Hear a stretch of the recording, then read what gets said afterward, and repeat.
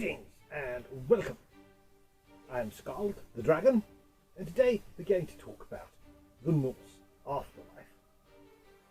Now, death's not the end in the mythos of the Norse people.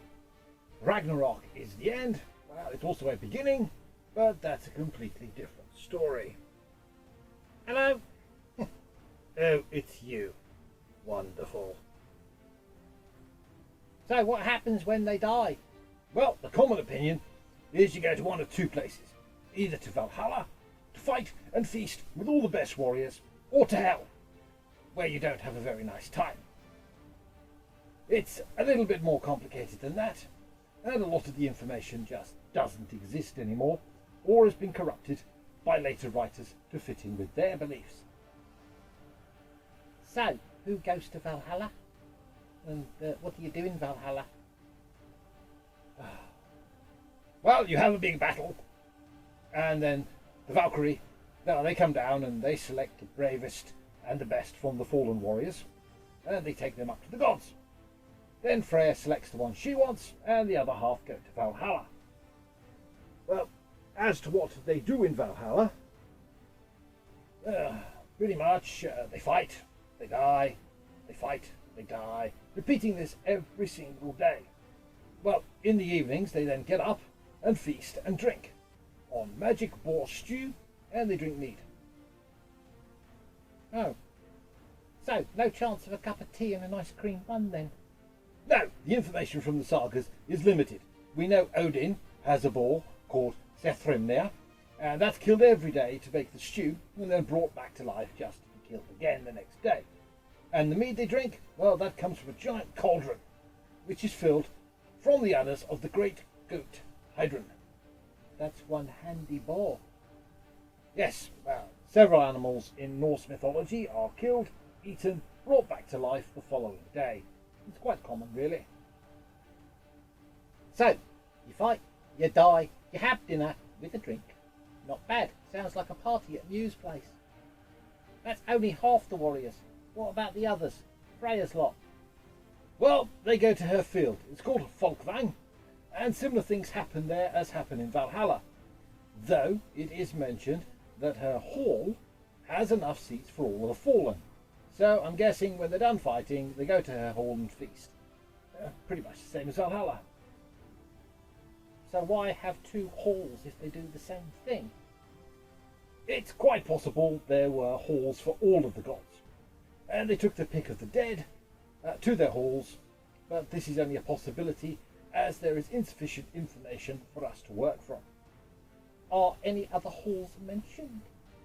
Heimdall, Frigg, Thor, all have halls mentioned, plus several other gods. But only Ran, the goddess of the sea, has mention of the dead going to her hall. It's where she would take drowned sailors.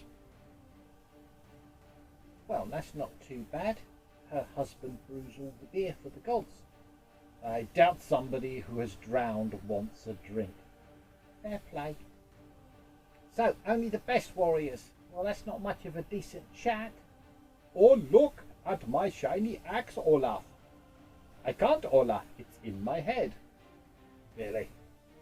Actually, in the sagas, it does talk about other people being allowed into the halls of the gods after they die.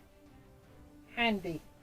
Because I would be really upset if I was the best warrior and nobody killed me in combat because I was so good and that I died and I didn't get to go to Valhalla or Folkvang. I'd be spitting daggers. As I said, there are references to other people getting into the halls of the gods. Those who were not killed in battle, one woman in a saga refuses to eat until she eats again with Freya. And there's even some mention of some kings walking to Valhalla. It's not cut and dry, but it can be done. Crossing the Rainbow Bridge to Valhalla is a common expression used by modern worshippers of the Norse gods. So what about hell? All fire and brimstone, I take it? Not at all. It's a frozen wasteland.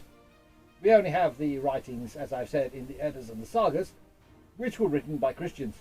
So how it appears is down to the writer. But what we have appears to be a land of mist and cold, where the dead live in a kingdom of the goddess Hel. The living dead? Quick, get the crossbows! It's a headshot. It's the only way to stop them.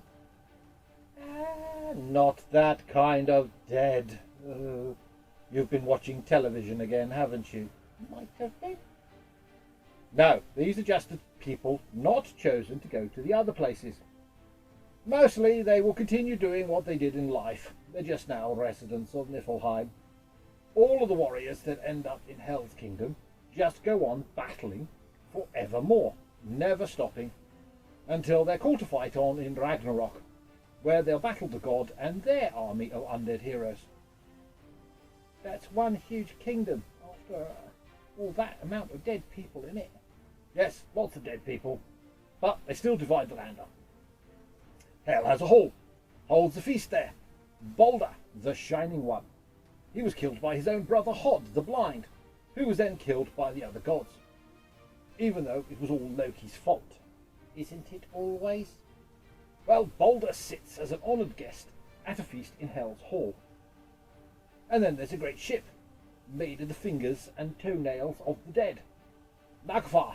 This ship will sail when Ragnarok starts, ferrying hordes of monsters to fight the gods. Hence, trimming fingernails and toenails of the dead as part of funeral rites. Yet, for normal people, it's just where you go when you die. It's not a bad place.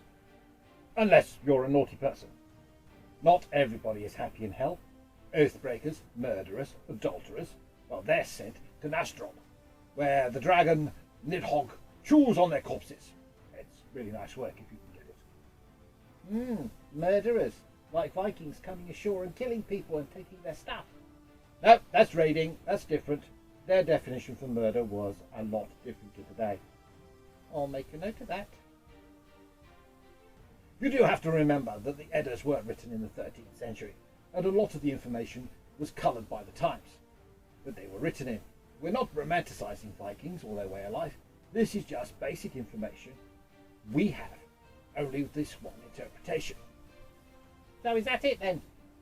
Well, there's a place called Helgafell, the Sacred Mountain.